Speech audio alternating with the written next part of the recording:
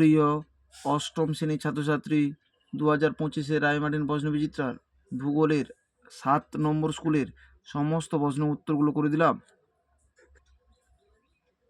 7 নম্বর school, নিরক্ষীয় অঞ্চলে সারা বছর সূর্যরশ্মি পড়ে লম্বভাবে। সমুদ্রবায়ু প্রবাহিত হয় বিকেলবেলা।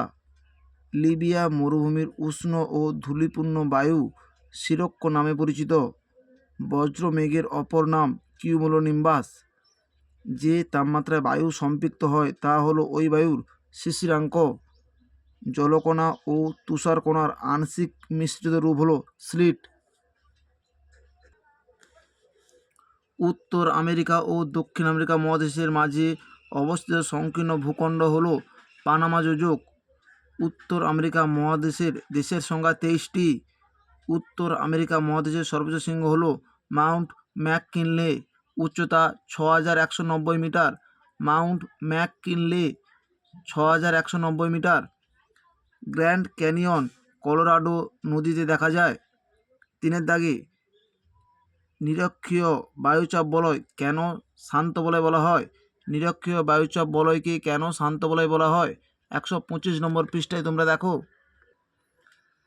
নিরক্ষীয় শান্ত বলয়, এই প্রশ্নের উত্তরটি তোমাদের লিখতে হবে।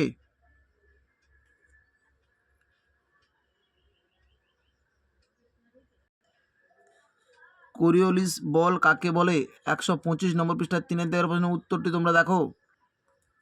কোরিওলিস বল, অবশ্যই কোরিওলিস বলের চিত্রটি তোমরা অঙ্কন করবে।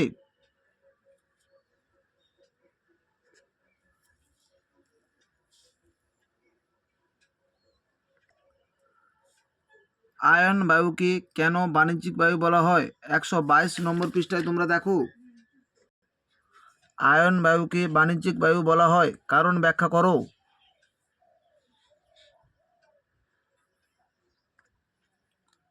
নিরক্ষীয় অঞ্চলে চিরহরিৎ গাছের অরণ্য সৃষ্টি হয়েছে কেন? 153 নম্বর পৃষ্ঠায় তোমরা দেখো। নিরক্ষীয় অঞ্চলে চিরহরিৎ গাছের অরণ্য সৃষ্টি হয়েছে কেন?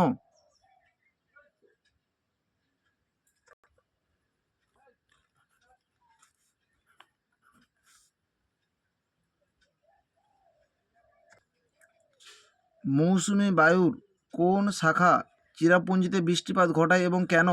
154 নম্বর পৃষ্ঠায় 8 দাগের প্রশ্নের উত্তরটি তোমরা দেখো। মৌসুমী বায়ুর কোন শাখার প্রভাবে চিরাপুঞ্জিতে বৃষ্টিপাত হয় এবং কেন?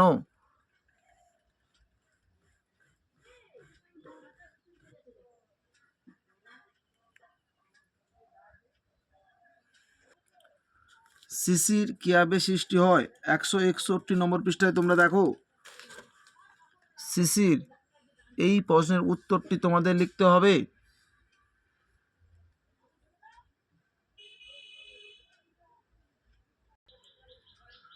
কানাডীয় শিল্ড অঞ্চলে অসংখ্য হ্রদ দেখা যায় কেন? 306 নম্বর পৃষ্ঠার 3 দাগের প্রশ্নের উত্তরটি তোমরা দেখো।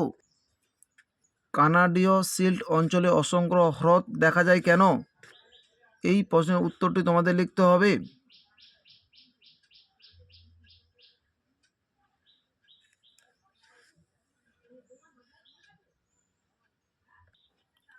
সরলবর্গীয় অরণ্যের প্রাণীদের শরীরে বড় বড় লোম দেখা যায় কেন? খাতায় লিখে দিলাম, তোমরা দেখো। সরলবর্গীয় অরণ্য সাধারণত শীতল অঞ্চলে অবস্থিত। এই অঞ্চলে শীতকালে তাপমাত্রা অনেক নিচে নেমে যায় এবং বরফ পড়ে। এই ঠান্ডা আবহাওয়া থেকে নিজেদের রক্ষা করার জন্য সরলবর্গীয় অরণ্যের প্রাণীদের শরীরে বড় বড় এবং ঘন লোম দেখা যায়। এই লোমের দ্বারা তাদের শরীরকে উষ্ণ রাখে এবং ঠান্ডার হাত থেকে নিজেদের বাঁচায়, এবং এই লোম প্রাণীদের শীতল পরিবেশে টিকে থাকতে সাহায্য করে। 4 দাগে, শৈলক্ষেপ বৃষ্টিপাতের ছবি আঁকো এবং সংক্ষেপে বর্ণনা করো। 150 নম্বর পৃষ্ঠায় রয়েছে। শৈলক্ষেপ বৃষ্টিপাতের একটি চিহ্নিত চিত্র আঁকো। এই চিত্রটি অবশ্যই তোমরা অঙ্কন করবে।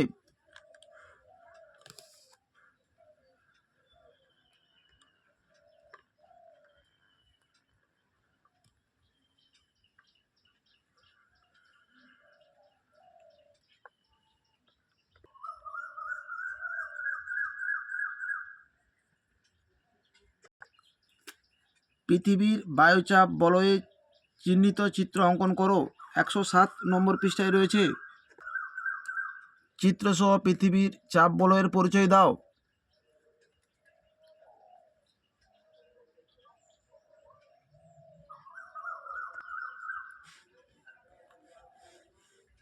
পৃথিবীর চাপ বলয়ের চিত্রটি অবশ্যই তোমরা অঙ্কন করবে।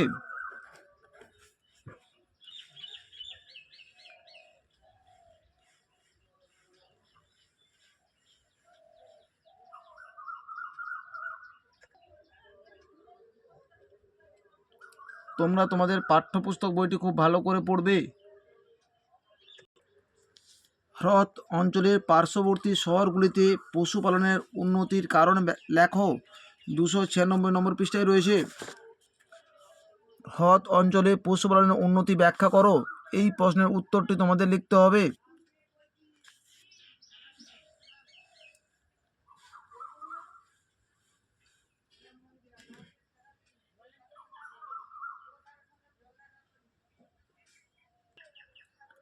কানাডার কাগজ শিল্প উন্নতি লাভ করেছে কেন? 304 নম্বর পৃষ্ঠা 4 দাগের প্রশ্নের উত্তরটি তোমরা দেখো। কানাডার সিল্ট অঞ্চলে কাষ্ঠ ও কাগজ শিল্পে উন্নতি কেন? এই প্রশ্নের উত্তরটি তোমাদের লিখতে হবে। তোমরা পয়েন্ট করে করে উত্তরগুলো খাতায় লিখবে।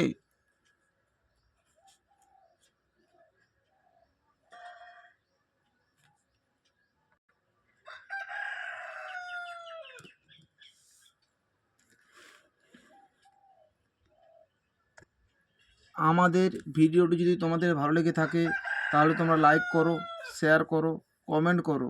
আমাদের চ্যানেলে নতুন হয়ে থাকলে চ্যানেলটিকে সাবস্ক্রাইব করে পাশে থাকা বেল আইকনটিকে প্রেস করে রাখো। আমাদের ভিডিওগুলি আপলোড হওয়ার সাথে সাথে সবার আগে তোমাদের কাছে নোটিফিকেশানটি পৌঁছে যাবে।